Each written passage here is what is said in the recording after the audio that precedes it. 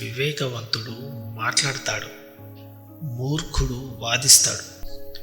నీ ప్రయత్నం లేకపోతే నీకు విజయం రాదు, కానీ నువ్వు ప్రయత్నిస్తే ఓటమి రాదు. ఇంటి పేరు కలిసిన ప్రతి వారు మన బంధువులు కారు. మనం ఆపదలో ఉన్నామని తెలిసి మన ఇంటి తలుపు తట్టిన వారే అసలైన బంధువులు. ఒక మార్గం మూసుకుపోయినప్పుడు తప్పకుండా మరో మార్గం తెరుచుకునే ఉంటుంది. అది తెలుసుకోవటమే విజయానికి మార్గం. ఏదైనా సరే ఇష్టంతో చేస్తే బాగుంటుంది, ఇష్టం లేకుండా చేస్తే విసుగ్గా ఉంటుంది. మీ నడక నలుగురికి బాట అవ్వాలి, మీ మాట మంచిదవ్వాలి, అలాగే మీ చెయ్యి 10 మందికి సహాయపడాలి. ఇన్ని చేసినా కూడా మీరెప్పుడు కూడా నిగర్విగానే ఉండాలి.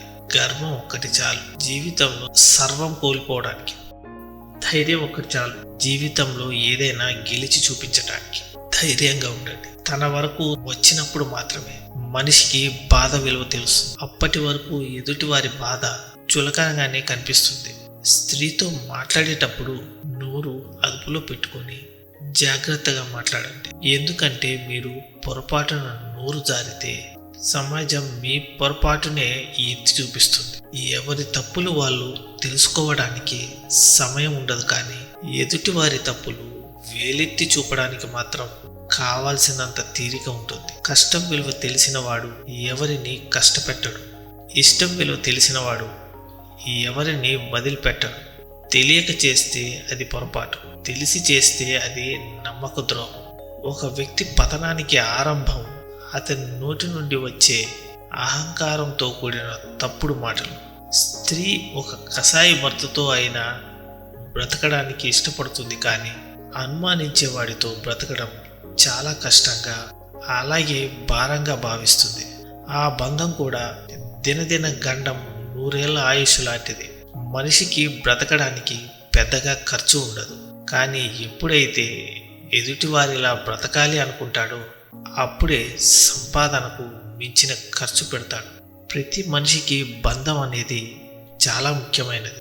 ఈరోజు వచ్చిపోయే ధనం కోసం ఆశపడకు. జీవితాంతం తోడుగా ఉండే బంధాన్ని వదులుకోకు. వాదించే వారికి మీరెంత తక్కువగా స్పందిస్తే అంత ప్రశాంతంగా ఉండగలరు.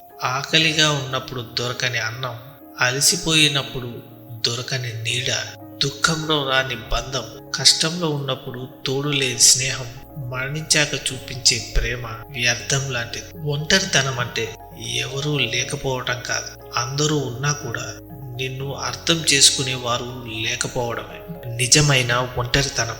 ఎదగాలనే తపన ఉన్నవాడిని ఎవరూ ఆపలేరు. నిజమైన ప్రతిభ ఉన్నవాడిని పాతాళంలో పాతిపెట్టినా కూడా వాడు భూమిని తీల్చుకుంటూ పైకొస్తాడు. అరచేతిని అడ్డుగా పెట్టి సూర్యోదయాన్ని ఆపగలమా?